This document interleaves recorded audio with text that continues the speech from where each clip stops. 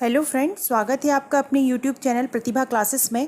तो फ्रेंड, आज के इस वीडियो में मैं आप लोगों को क्लास 11th केमिस्ट्री के क्वेश्चन बैंक का चैप्टर 6 ऊष्मागतिकी यानी कि थर्मोडायनेमिक्स सॉल्व करवाने वाली हूँ।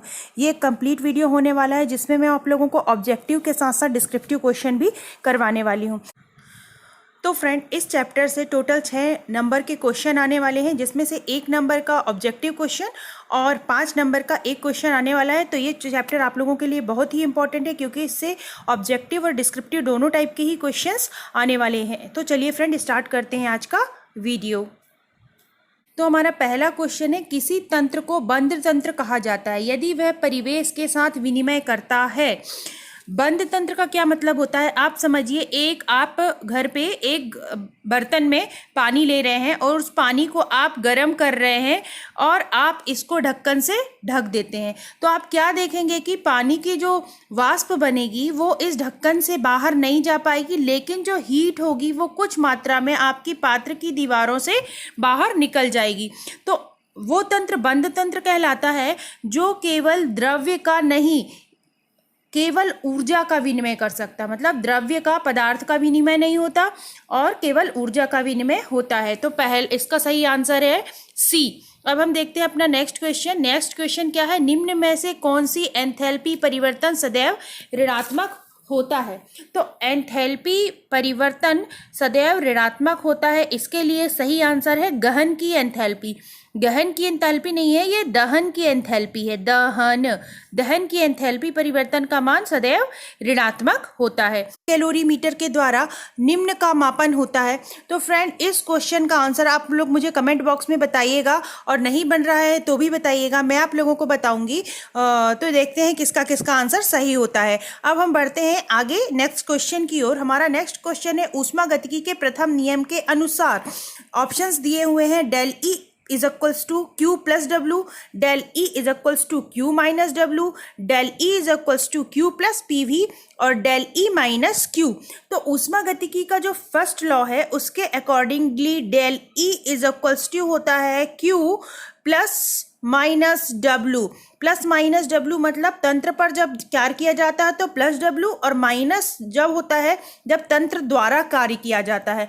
तो इसके लिए दो ऑप्शन सही है, del E is equals to Q plus W और del E is equals to Q minus W. अब हम देखते हैं अपना नेक्स्ट क्वेश्चन। हमारा नेक्स्ट क्वेश्चन है, यदि किसी गैसीय अभिक्रिया में अभिकारकों एवं उत्पादों की मोलों की संख्या समान हो तो क्या होगा।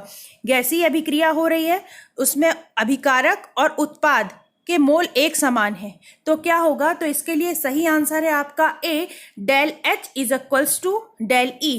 तो फ्रेंड, ये थे हमारे 1 अंक वाले क्वेश्चन। अब हम आगे बढ़ते हैं डिस्क्रिप्टिव क्वेश्चन की ओर, जो कि 5 अंक वाले क्वेश्चन हैं।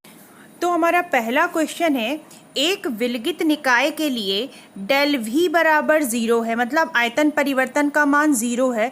तो इसके लिए डेल एस यानी एंट्रोपी परिवर्तन का मान क्या होगा। आयतन नहीं बदल रहा है तो एंट्रोपी में क्या परिवर्तन होगा। एंट्रोपी क्या होती है, किसी भी तंत्र की अव्यवस्था की माप होती है, मतलब रैंडमनेस को हम एंट्रोपी बोलते हैं। मतलब कोई भी तंत्र जितना ज़्यादा अव्यवस्थित होगा उसकी एंट्रोपी उतनी ही ज़्यादा होगी। तो डेल वी 0 है किसके लिए, विलगित निकाय। विलगित निकाय मतलब आइसोलेटेड सिस्टम। आइसोलेटेड सिस्टम क्या होता है, जिसमें ना तो ऊर्जा का और ना ही द्रव्य का आदान प्रदान होता है। जैसे आप थर्मस में पानी रख लीजिए तो थर्मस का पानी आप लोग को काफ़ी लंबे समय तक गर्म मिलता है, क्योंकि थर्मस से ना तो हीट बाहर जा पा रही है और ना ही वाटर बाहर जा रहा है। तो ऐसे तंत्र के लिए आयतन परिवर्तन 0 है, तो उसके लिए एंट्रोपी परिवर्तन भी 0 होगा।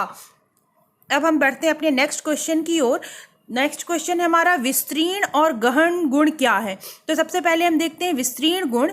तो विस्तीर्ण गुण क्या होता है, किसी निकाय के ऐसे गुण जो निकाय में उपस्थित पदार्थ की मात्रा पर निर्भर करते हैं। मतलब पदार्थ की मात्रा परिवर्तित कर देने पर गुण भी परिवर्तित हो जाएगा, विस्तीर्ण गुण कहलाते हैं।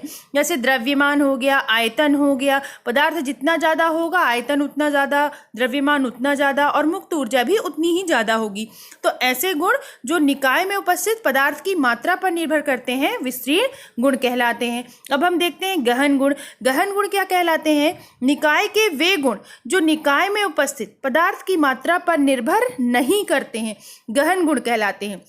इसका उदाहरण है ताप, दाब, श्यानता।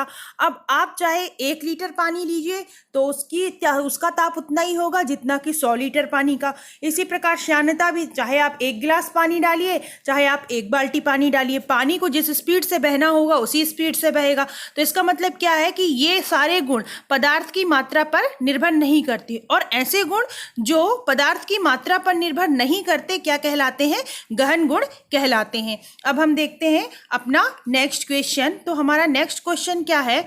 ऊष्मागतिकी का शून्य नियम क्या है? ऊष्मागतिकी का शून्य नियम बताना है। तो ऊष्मागतिकी का शून्य नियम क्या होता है? जैसे यहाँ पर इस डायग्राम में आप लोगों को 3 सिस्टम दिखाई दे रहे हैं, ए, बी और सी।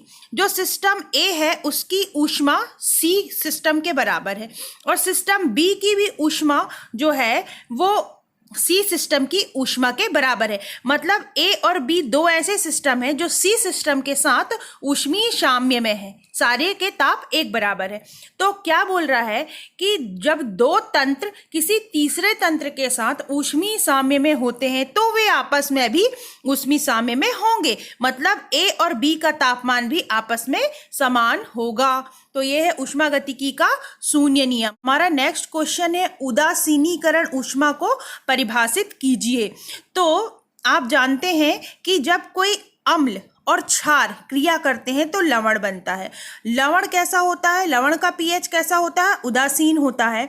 तो अम्ल और क्षार की क्रिया से न्यूट्रल सॉल्ट बनता है ना। तो होता क्या है, जब हम कोई अम्ल और क्षार की 1 ग्राम तुल्यांक की क्रिया कराएं तो इस क्रिया में जो एंथैल्पी परिवर्तन होगा उसको हम क्या बोलेंगे? उदासीनीकरण की ऊष्मा। मतलब अम्ल और क्षार का 1 ग्राम तुल्यांक लेना है और उनकी परस्पर क्रिया कराना है। क्रिया कराने से जो एंथैल्पी परिवर्तन होगा उसको हम बोलेंगे उदासीनीकरण ऊष्मा। अब हम देखते हैं नेक्स्ट क्वेश्चन। हमारा नेक्स्ट क्वेश्चन है निम्न की परिभाषा लिखिए। तो इसमें पहला है हमारा परिवेश या सराउंडिंग। मतलब कि जब कोई तंत्र स्टडी के लिए लिया जाता है, जैसे मान लीजिए एक आप बर्तन ले रहे हैं और उसमें पानी ले रहे हैं, आप अध्ययन कर रहे हैं कि पानी का बॉइलिंग पॉइंट क्या है। तो इसमें आपने थर्मामीटर इंसर्ट किया हुआ है, अब आप इसको गर्म करते हैं तो ये जो पानी और बर्तन है ये कहला जाएगा तंत्र। काय के लिए? पानी का क्वथनांक ज्ञात करने के लिए। और इसके आसपास का जो एटमॉस्फेयर है या एरिया जहाँ तक ऊर्जा जा सकती है या ऊर्जा का आदान प्रदान हो सकता है ये कहलाएगा सराउंडिंग। तो सराउंडिंग क्या है? सिस्टम के चारों तरफ का वह वातावरण जो निकाय के साथ ऊर्जा, द्रव्य या दोनों का आदान प्रदान कर सकता है, परिवेश या परिपार्श्विक कहलाता है। इसके बाद नेक्स्ट है निकाय। निकाय क्या होता है? ब्रह्मांड का कोई भी आइसोलेटेड वास्तविक या काल्पनिक अंश जो ऊष्मागतिकी अध्ययन के लिए चुना जाता है क्या कहलाता है? निकाय या तंत्र कहलाता है। जैसे नाइट्रोजन और हाइड्रोजन से क्रिया कराने के लिए नाइट्रोजन और हाइड्रोजन गैस मिलकर निकाय बनाती हैं। अब देखते हैं बंद तंत्र क्या होता है। बंद तंत्र क्या होता है? जैसा कि आप इस चित्र में देख पा रहे हैं, एक बर्तन है, इस बर्तन में हमने गर्म पानी भर दिया और इसको हमने ढक्कन से ढक दिया है। आप क्या देखेंगे कि कुछ समय के बाद पानी ठंडा हो जाएगा। पानी ठंडा क्यों हो गया? इस पानी की ऊष्मा जो है वातावरण ने ले ली और पानी ठंडा हो गया, लेकिन पानी वाष्प बनकर बाहर नहीं जा पाया। इसका मतलब क्या है? ऐसा तंत्र जिसमें द्रव्य का आदान प्रदान नहीं हो सकता, पदार्थ का आदान प्रदान नहीं हो सकता, लेकिन ऊष्मा का आदान प्रदान हो सकता है, बंद निकाय कहलाता है। निकाय तो खुला निकाय क्या होता है? जैसे कि आप एक बर्तन लीजिए, बर्तन में गर्म पानी भर दीजिए, तो आप क्या देखेंगे? कुछ समय बाद पानी ठंडा हो गया, लेकिन पानी की कुछ मात्रा वाष्प बनकर इवोपरेट हो गई या बाहर निकल गई। तो इसमें हुआ क्या? ऊष्मा भी बाहर निकली और पदार्थ भी बाहर निकला। तो खुला तंत्र क्या होता है? ऐसा निकाय जो अपने आसपास से ऊर्जा और द्रव्य यानी पदार्थ दोनों का आदान प्रदान कर सकता है, खुला निकाय कहलाता है। अब हम देखते हैं अपना नेक्स्ट, आंतरिक ऊर्जा। आंतरिक ऊर्जा क्या होती है? किसी भी तंत्र में उपस्थित पदार्थ की सभी प्रकार में की संभव ऊर्जा है। मतलब एक पदार्थ में जितनी भी प्रकार की ऊर्जा होती है उन सब का योग क्या कहलाता है? आंतरिक ऊर्जा कहलाता है। अब ये ऊर्जाएं कौन कौन सी हो सकती हैं? स्थानांतरण ऊर्जा हो सकती है, घूर्णन ऊर्जा हो सकती है, कंपन ऊर्जा हो सकती है, इलेक्ट्रॉनिक ऊर्जा हो सकती है, अणु के अन्योन क्रिया की ऊर्जा हो सकती है और नाभिकीय ऊर्जा हो सकती है। तो इन सारी ऊर्जाओं का जो योग होगा वो क्या कहलाएगा? आंतरिक ऊर्जा कहलाएगा। प्रश्न है अगला, ऊष्माक्षेपी और ऊष्माशोषी अभिक्रिया को समझाइए एवं एक उदाहरण लिखिए। ऊष्माक्षेपी अभिक्रिया एवं ऊष्माशोषी अभिक्रिया के लिए डेल एच को किस प्रकार लिखेंगे ये भी आप लोगों को बताना है। तो ऊष्माक्षेपी अभिक्रिया क्या होती है? ऐसी अभिक्रिया जिसमें अभिक्रिया होने के पश्चात ऊर्जा निकलती है, क्या कहलाती है? ऊष्माक्षेपी अभिक्रिया कहलाती है। जैसे CH4 मतलब मीथेन गैस ऑक्सीजन गैस के साथ क्रिया करती है, जलती है तो कार्बन डाइऑक्साइड जल वाष्प बनती है और साथ ही साथ ऊर्जा निकलती है। तो ऊष्माक्षेपी अभिक्रिया के लिए डेल एच का मान हमेशा ऋणात्मक होता है, मतलब डेल एच अपन माइनस में लिखेंगे। इसके बाद ऊष्माशोषी अभिक्रिया। ऊष्माशोषी अभिक्रिया क्या होती है? इसमें अभिक्रिया होने के लिए ऊर्जा का अवशोषण होता है, मतलब अभिक्रिया तभी होगी जब इसने ऊर्जा अवशोषित करेगा। तो ऐसी अभिक्रिया क्या कहलाती है? ऊष्माशोषी अभिक्रिया कहलाती है। जैसे इसका उदाहरण लिखा हुआ है, लेड नाइट्रेट को ऊर्जा जब दी जाती है तो वो लेड ऑक्साइड, नाइट्रस ऑक्साइड और ऑक्सीजन में परिवर्तित हो जाती है। और ऊष्माशोषी अभिक्रिया के लिए डेल एच का मान जो होता है वो हमेशा धनात्मक होता है। देखते हैं नेक्स्ट क्वेश्चन। नेक्स्ट क्वेश्चन क्या है हमारा? अभिक्रिया ऊष्मा और दहन ऊष्मा को परिभाषित कीजिए। तो सबसे पहले हम अभिक्रिया ऊष्मा देखते हैं। अभिक्रिया ऊष्मा क्या होती है? निश्चित ताप और स्थिर दाब या स्थिर आयतन पर किसी रासायनिक अभिक्रिया के समीकरण में प्रदर्शित अभिकारकों के समस्त मोल के परस्पर पूर्ण रूप से अभिक्रिया करने पर जो ऊष्मा अवशोषित या उत्सर्जित होती है उसे अभिक्रिया ऊष्मा कहते हैं। मतलब कोई रासायनिक अभिक्रिया हो रही है, उस रासायनिक अभिक्रिया के लिए कंडीशन क्या है? निश्चित ताप और स्थिर दाब या फिर निश्चित ताप और स्थिर आयतन में किसी भी अभिक्रिया के समस्त मोल की क्रिया होने पर जो ऊष्मा अवशोषित या उत्सर्जित होती है उस ऊष्मा को क्या बोलते हैं? अभिक्रिया ऊष्मा बोलते हैं। अब हम देखते हैं दहन ऊष्मा। तो दहन ऊष्मा क्या होती है? निश्चित ताप पर किसी यौगिक के 1 ग्राम अणु के पूर्ण दहन पर जितना एंथैल्पी परिवर्तन होता है उसे उस यौगिक की दहन ऊष्मा कहते हैं। मतलब हम कोई पदार्थ लें 1 ग्राम और उसको जलाएं, मतलब ऑक्सीजन से क्रिया कराएं, तो 1 ग्राम पदार्थ के जलने पर जितनी ऊष्मा परिवर्तन होता है उसे बोलते हैं दहन ऊष्मा या दहन एंथैल्पी। नेक्स्ट क्वेश्चन है, ऊष्मागतिकी का प्रथम नियम का समीकरण लिखिए एवं परिभाषित कीजिए और साथ में क्या बताना है? रासायनिक अभिक्रिया द्वारा इसको प्रमाणित कैसे किया जा सकता है। तो ऊष्मागतिकी का पहला नियम क्या है? आप सब लोगों ने पहले भी पढ़ा होगा।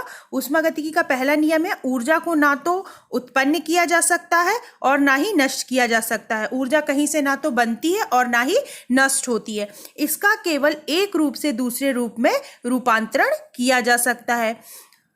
इसका जो समीकरण है वो है del U is equals to Q plus minus W, जैसे कि हमने पहले भी आपको बताया है। तो डेल यू क्या है यहाँ पर? आंतरिक ऊर्जा में परिवर्तन। Q क्या है? ऊष्मा है और W क्या है? कार्य है। अब इसके बारे में प्रमाण देना है।